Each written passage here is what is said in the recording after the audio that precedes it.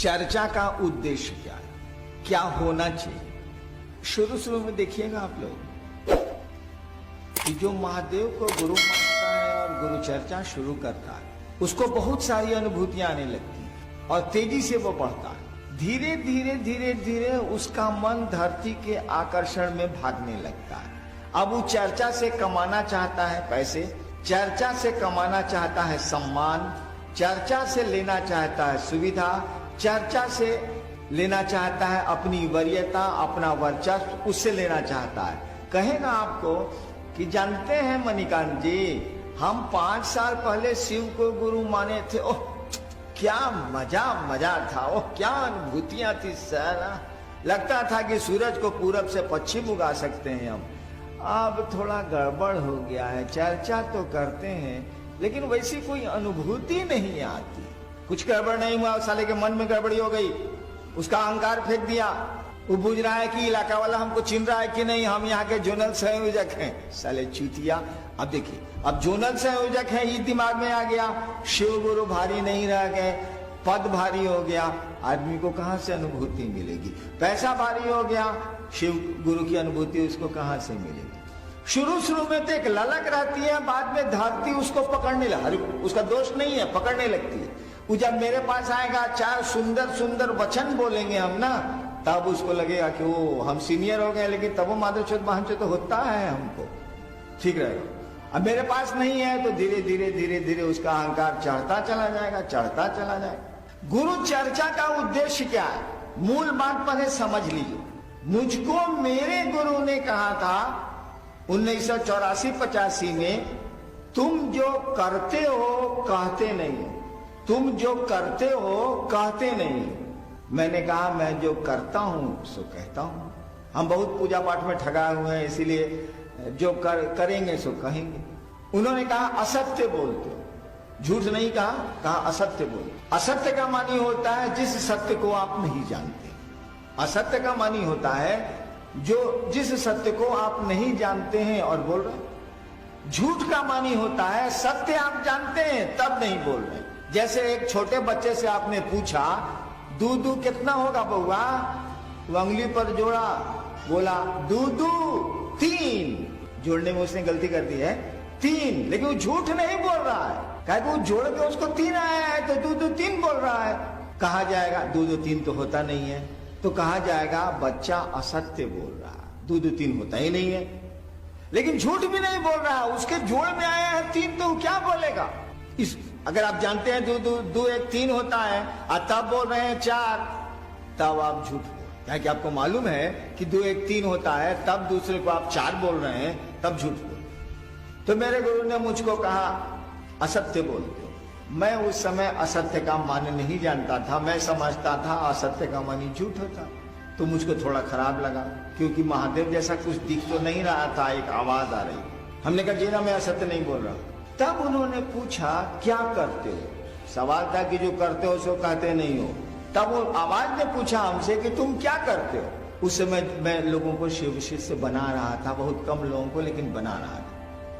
मधेपुरा में उस समय में मैजिस्ट्रेट था। मैंने कहा जी दूसरों को शिव शिष्य बनाते हैं। आवाज ने कहा जो करते हो दूसरों को करने को कहो।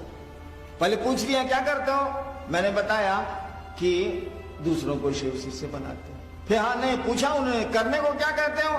अब तो काठी हम गिनिए दिए थे तो चुप हो गए, गलती तो हमसे हो ही गई। करने को साधना कहते थे, अपने लोगों को शिव शिष्य बनाते थे, शिव शिष्य बना देते थे। अब उसको पूजा सिखलाते थे, ऐसे सिद्धासन लगाइए, ऐसे करिए, ऐसे करिए, ऐसे ध्यान करिए, ऐसे मंत्र जपिए, उसको ही बताते थे। जब उन्होंने कहा हमसे पूछ लिया कि क्या करते हो, मैंने बता दिया। करने को क्या कहते हो, तो हम चुप हो गए कि साला तो गिनती में हमसे गलती हो गया। करते हैं हम दूसरों को शिव से बनाते हैं और उसको करने के लिए पूजा बताते हैं, साधना बताते हैं। चुप हो गया। आवाज ने कहा जो करते हो दूसरों को करने को कहो। एक मेरी आदत है कि मुझको जब आप हरा दीजिएगा कोई चीज में तो हम हारेंगे नहीं। आरा छपरा में क्या होता है कि खेत का नापी हो जाता है, अमीन आके नाप देगा, ये आपका खेत हुआ, ये आपका खेत होगा, और उसका खूटा गढ़ता है कि आपका खेत है, ये आपका खेत है। जहां खूटा गढ़ाना शुरू हुआ कि खेत वाला कहेगा खुटवा तो वही जा दौड़ी जहां हम कहते नहीं, नपला से ना हुई, यानी सुनेगा नहीं वो कुछ। नाप दीजिए जो करना कर ली। तो मेरी आदत है, हमको हरा दीजिएगा ना तो हम खोज खोज के आपसे लड़ेंगे कि हारे नहीं हम, मेरा अपना स्वभाव। तो हमने महादेव से कहा, उस आवाज से कहा महादेव को प्रचार की जरूरत है। तुरंत मैं समझ गया कि इसे महादेव का प्रचार होगा। हमने कहा महादेव को प्रचार की जरूरत है। उस आवाज ने एक वाक्य हमको कहा, उस वाक्य से मैं सारी बात समझ गया। लेकिन जहां ठहरा था वो एक मजिस्ट्रेट का डेरा था, हम भी मजिस्ट्रेट थे, हम गए पटना जा रहे थे, बेगूसराय में ठहरा था मैं। वो तब तक चाय लेके आ गया। हमने कहा ये सर सुनिए ना, सीनियर थे रिटायर कर गए, सर सुनिए ना ऐसे ऐसे हुआ। तो बोले कि हम लोग कुछ जानेंगे तब ना महादेव का चर्चा करेंगे। उसके बाद तो वह वाक्य मैं समझ तो गया लेकिन भूल गया। जब भी कोई बहुत ऊपर की सत्ता आपसे कुछ बोल रही है उसको काटिए मत, सुन लीजिए चुपचाप। रोहतगी साहब आए थे, मजिस्ट्रेट साहब, भीतर से चाय लेके, हम उनको कहा वो काट दीन, और उस समय आवाज वहीं पर खड़ी होगी, बस वही भूला गए, हम भूला। यानी गुरु का आदेश था तुम जो करते हो दूसरों को करने को कहो। हमसे उन्होंने पूछा था तुम क्या करते हो, हमने कहा था दूसरों को शिव शिष्य बनाते हैं, दूसरों को महादेव का चेला बनाते हैं। उसमें शुरू कर दिया था मैंने। गुरु चर्चा का उद्देश्य दूसरों को शिव गुरु से जोड़ना है, गुरु चर्चा का उद्देश्य दूसरों को शिव शिष्य बनाना है, और कोई इसका दूसरा उद्देश्य नहीं है। मैंने तो देवघर में कई बार इधर मैंने लगातार मैंने कहा है कि आप तिजारत करिए, आप व्यापार करिए, कोई दिक्कत नहीं है। वो सम्मान खरीदिए, पैसा लीजिए, पद धरिए, कोई दिक्कत हम लोगों को नहीं है। लेकिन कम से कम महादेव के काम में तो तिजारत छोड़ दीजिए, पटवारी बुद्धि छोड़ दीजिए, व्यापार छोड़ दीजिए, बाकी दुनिया में करिए ना, क्या आपको रोक रहा है?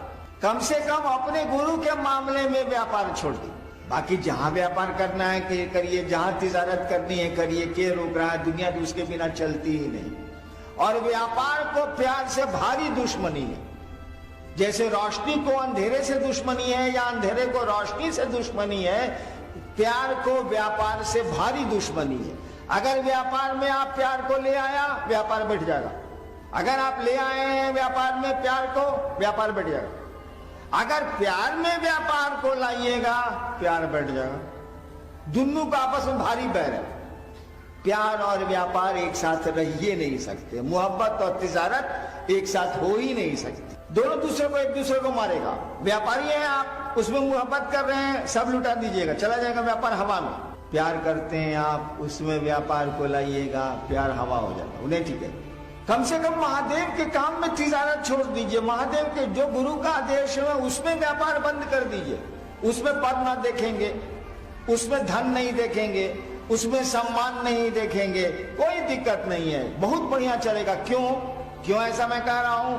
गुरु आपकी चेतना का परिमार्जन करते हैं, उनसे संबंध बना के रखिएगा ना, तो धीरे धीरे सारी चीजें ठीक हो जाएंगी, सब कुछ सुंदर हो जाएगा। गुरु से ही संबंध नहीं होगा तो बाकी ठीक कौन करेगा? गुरु ही ना परिमार्जन करेंगे, गुरु ही ना हमारा आपका शुद्धिकरण करेंगे। उनसे संबंध बढ़िया से बना के रखिए, उनके संबंध में तिजारत को बंद कर दीजिए। कोशिश करिए कि नहीं करें, आदत हम लोगों की है वही करते हैं। उनसे संबंध बनाने में हम लोग कुछ नहीं सोचेंगे, सबको समेट के चलेंगे, सबको अपना समझेंगे, बाकी जगह अपना अपना धंधा करेंगे, कोई दिक्कत नहीं है। बाकी जगह अपना अपना काम करेंगे, व्यापार करना होगा करेंगे। तो गुरु चर्चा, एक शर्मा जी बैठिए चुपचाप, 5 आदमी में भी कफ हो रहा है। महिलाओं को बोलिए चुप रहने के लिए, नहीं तो बाहर जाएं। कुर्सी पर बैठी हुई महिलाएं चुप रहें कृपया। तो उनके पांव में दर्द है इसलिए कुर्सियां दी गई हैं। उनको भ्रम हो गया कि हम बहुत सीनियर हैं इसीलिए कुर्सियां दी गई हैं। ऐसा नहीं है, वो बैठ नहीं सकती हैं इसीलिए कुर्सियां उनको मिली। तो चर्चा का उद्देश्य दूसरों को शिव का शिष्य बनाना। आप चर्चा करते हैं तो ये सोच के जाइए कि हे महादेव ऐसी दया करिए, ऐसी दया करिए कि लोग आपको गुरु बना ले, फिर हमको जाना नहीं पड़े। वही लोग मुझको बुलाएं कि दीदी जाइए ना, कमाल गुरु के बारे में बताइए। आप 1 महीने में आइएगा ना, पूरा मोहल्ला को हम शिव हम ही बना के रखेंगे, तब आप आइएगा ना, आप जाइए ना, अरे कमाल हो गया। जब गुरु की दया के तहत आप शिव ये सोच के जाइएगा कि हम चर्चा कर रहे हैं, कोई शिव को अपना गुरु मान ले, हे महादेव आप ऐसी दया करिए ना, आप ही का ना आदेश है। और तब देखिएगा परिणाम कितने सुंदर आने लगे हैं, कितना आपको भी अच्छा लगेगा, दूसरों को भी अच्छा लगेगा। जो शिव को गुरु मान बैठे हैं वो थोड़ा